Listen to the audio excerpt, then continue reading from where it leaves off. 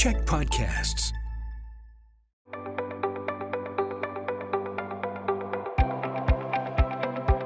Hi, I'm Bruce Williams. I'm the CEO of the Greater Victoria Chamber of Commerce, and it's my pleasure to be once again recording our podcast here in the studios of the Czech Media Group, one of our chamber champions. And two more chamber champions are going to join us in just a moment. I'd like to acknowledge, as always, that I live and work in the unceded ancestral territories of the Lekwungen-speaking nations, the Songhees and the Esquimalt. And Chamber Chats is made possible by the support of Island Savings, a division of First West Credit Union. I have mentioned a number of times here and in public that at the Chamber we have employees who came to us initially as co-op students from UVic and from Camosun College. It's an amazing way to source employees, to find out talent is capable of doing the work that you want to do with them. And it's just sort of a trial period, and it's worked out really well for us. It could probably work out well for you if you're an employer. We're going to talk about that today with a couple of very well-dressed gentlemen. Is there a doctor in the house? Yes, there's two of them. Dr. Lane Trotter is the president of Camosun College. Lane, how are you?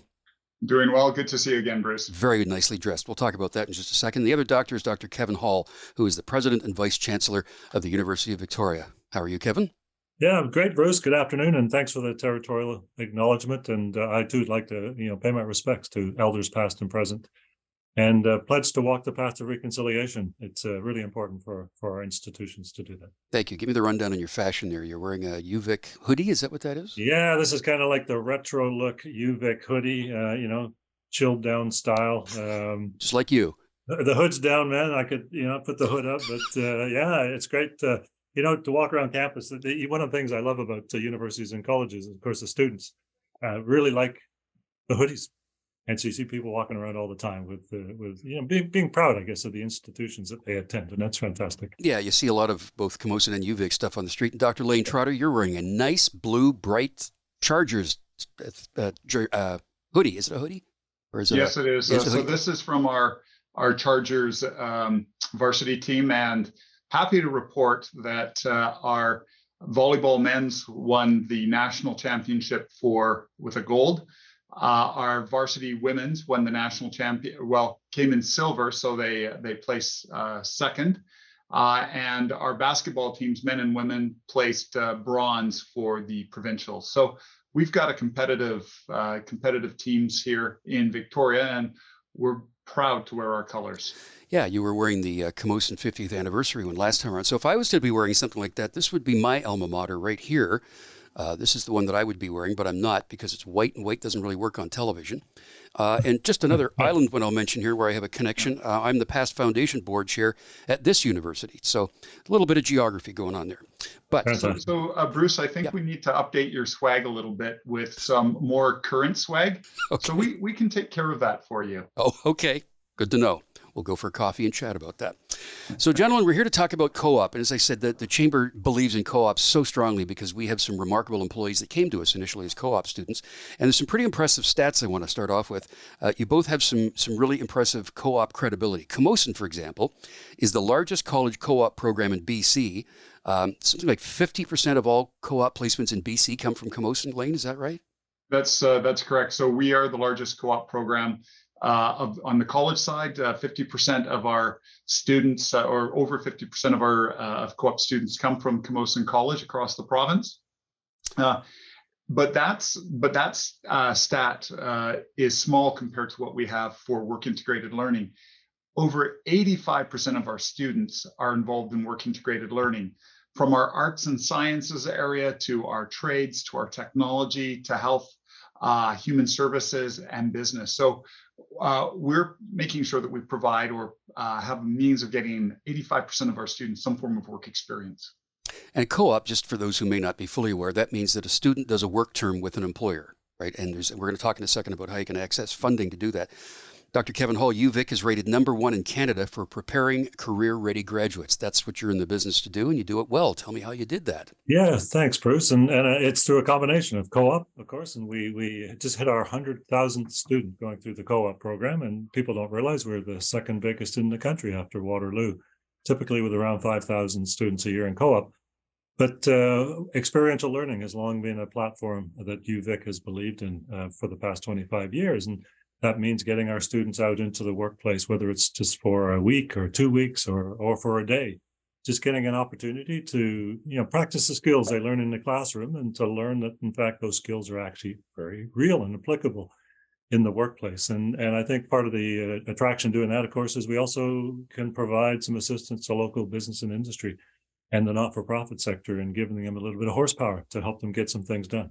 Yeah, I mean, everybody is hiring right now. Everybody is looking for workers, and that's why this is so important, because you do that period where you find out that this person is an appropriate skill set for the job that you need to fill, and that's why we see the great value in co-op at the Chamber. Lane Trotter, what departments, if you will, or what faculties sort of generate the most co-op? Well, that is basically between our business, our trades and technology area, and of course, some of our health and human services programs, and more and increasingly our university transfer side. In fact, the top co-op student for the province of BC on the college side came from our university transfer psychology program. And Molly finished her time with us and transferred up to the University of Victoria. But she was our top award-winning student for co-op in the province of British Columbia. And that's another example of how the universities work together, the colleges and universities. Kevin Hall, the same question. What parts of UVic, what faculties, what departments create the most co-op opportunities? Yeah, so first we have co-op across every one of our 10 faculties, but of course the ones that have mandatory co-op, like our engineering and computer science, that's a requirement for the degree. It's a co-op program. Are of course the biggest ones, and so the placements there are probably around 500 students a year in engineering and computer science. Okay, I'll stick with you again for a second, Kevin. So from this side of it, from the economy side, the Chamber, what we represent in business, are we engaged enough in co-op? Like, I'm sure you've got capacity for more, but are we engaged enough? Yeah, I think as a region we're not engaged enough. We like I said, we do about 5,000 students a year into co-op. Interestingly, about 50% are stay local. About 70% of those are in private practice, and about 30% are working in the public sector for government. And I think there's a lot more capacity within this region to utilize co-ops across some of the other programs outside of engineering and computer science. And so we're always, open to new employers taking our co-op students. And out of the 5,000 students we have about 1,500 employers, and so that's telling you that some are taking quite a few and others are taking one or two. Now, one area I'd really like to crack is the not-for-profit sector, where we don't place a lot, and I think there's sometimes a misconception that they have to come up with all the money for the placement. So there's actually government programs and university support, and so conceivably, if you're a not-for-profit, you could have a co-op student come to work free for a semester for free. And I think that's a great opportunity to help drive some projects that are really critical to your not-for-profit forward. So we'd like to see, I guess people be more aware of the co-op program across the region. Yeah. I want to talk about which sectors of the economy engage most with co-op. We will do that next. Our Chamber Chats today, we're talking about the co-op programs offered through Camosun College and the University of Victoria. Dr. Lane Trotter is the president of Camosun College. So Dr. Trotter, Lane, what elements or what sections of the economy, sectors rather, within the economy engage in your co-op most? Well, 68% of our students are placed in the private with private companies. They tend to be the larger companies. 27% work in the public sector, and about 5% for the nonprofits. For the smaller companies, and this is where there are opportunities, building on what Dr. Hall said previously, for those smaller companies to reach out for both provincial and federal supports that would offset the cost of a co-op student and potentially cover off a significant amount, if not all of the cost. There are opportunities there for those industries, smaller companies starting up building to get a co-op student. And those are things that we're really interested in pursuing, because those small to medium-sized enterprises are a way of driving the economy forward. Yeah. Dr. Kevin Hall, does that kind of align with UVic as far as the sectors engaging with co-op? Yeah, primarily the sectors are sectors that sort of, I would call it a knowledge-based economy piece of the economy, right? So engineering, computer science, everything from, design to the startup sector. Medical technology is a big take-up of co-op students around Victoria. So, and the government also takes quite a few of our students, particularly public admin students that go into the government article with the Auditor General for a while, for example. So, yeah. Okay. I want to dig down a little deeper here. We all know that we have this amazing cohort of international students that come to Camosun and UVic and Royal Roads, for that matter, every year. So these international students are here providing support and stability within the educational system. But when it comes to co-op, Lane Trotter, I'll start with you on this. Is a work permit involved and all that kind of stuff? Does it get complicated? For students who are coming here from overseas, normally they get a study permit, then a work permit. We've had one of our students, Jacqueline Sperber, who's one of our post-degree diploma students in business administration and marketing. She's gone off on co-op and has done incredibly well, and actually won our Work Integrated Learning Student of the Year award. So that's for the co-op group in the province. And so she's been working and bringing her experiences from where she came from, along with making sure that she integrates that knowledge in with North American work culture. So again, a win-win for the employer, a win-win for our student, and then our student brings that back into the classroom. And then it builds out cultural competence, which again, makes sure that all of our students are successful. Yeah. Kevin Hall, what about UVic, the circumstance with international students in co-op? Yeah, it's a combination, Bruce. Some do get work permits, but work permits can be tough to get. But students are allowed to work a certain number of hours. I think the Liberal government just changed the number of hours, increased it, which was fantastic. That's to 40, I think, isn't it? 40 hours. It's about 40 now. So students can do a co-op placement under that new under the new guideline, which makes it much simpler for them. And quite often what we're finding with students that do co-op, particularly international students, is they also have post-study work rights in this country, and they often go and start working for the company they've done their co-op for as newly minted graduates of a Canadian university with their 2 to 3 year allowance that they're given under their work visas.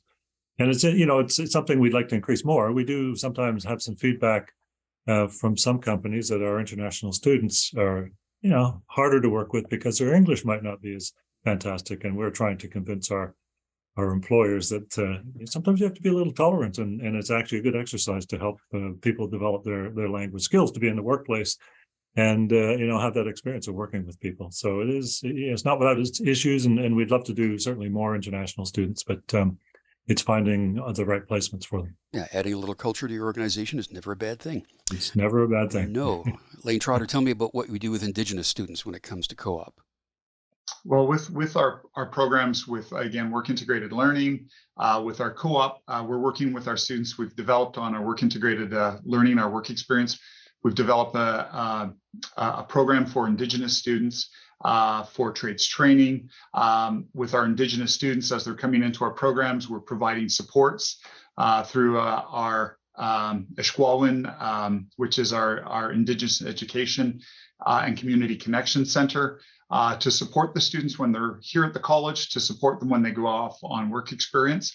And just to remember that our Indigenous communities are one of the fastest growing communities in the country. And so working with Indigenous communities is a way for us to meet the labor market need, but just as importantly, to help those students who come to us, if they want to go back to their communities, to support the communities in their own development. So to combine the last two things we talked about, Dr. Kevin Hall, UVic also has something called an Indigenous International Exchange Program. Tell me about that.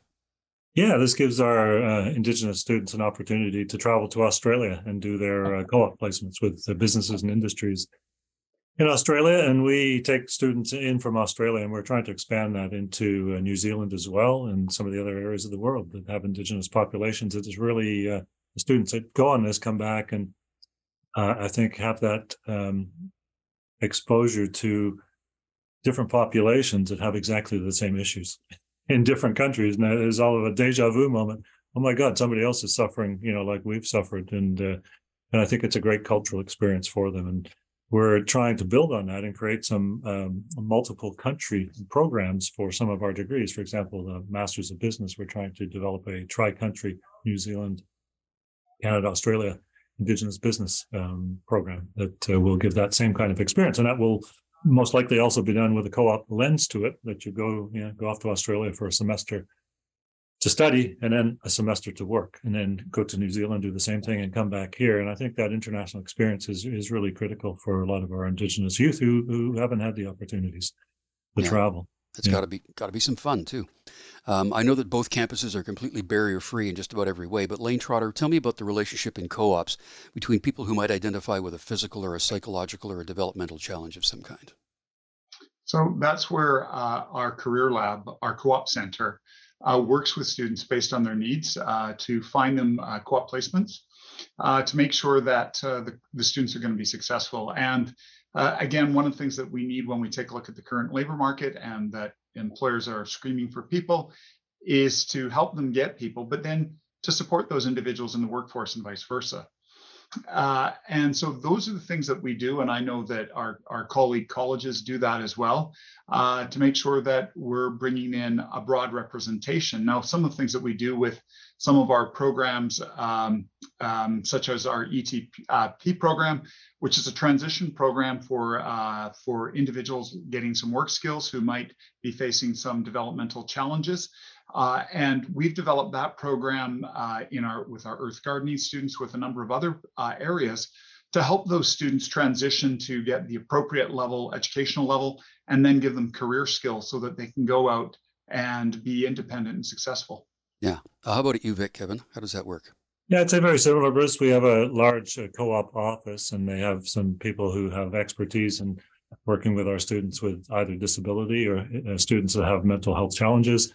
And I'd love to say everything is all rosy, but some absolutely struggle in the placements that they have, despite the pre-screening that goes on and the training. And that's something we have to do a lot more on. We have to work and work with our businesses, I think, and our employers to make sure they do have the right pieces in part to provide that support that's needed for some of these students. And so, it's an area we absolutely do, but we can improve on for sure on both sides of the fence. Yeah, it's part of the learning experience for sure.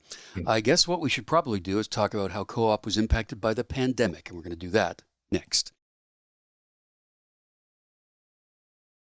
We're talking about post-secondary co-op opportunities. Chamber is a big believer in that because we've taken in co-op students and we have them on staff as employees now that we've hired after the fact, which is kind of a great outcome for this.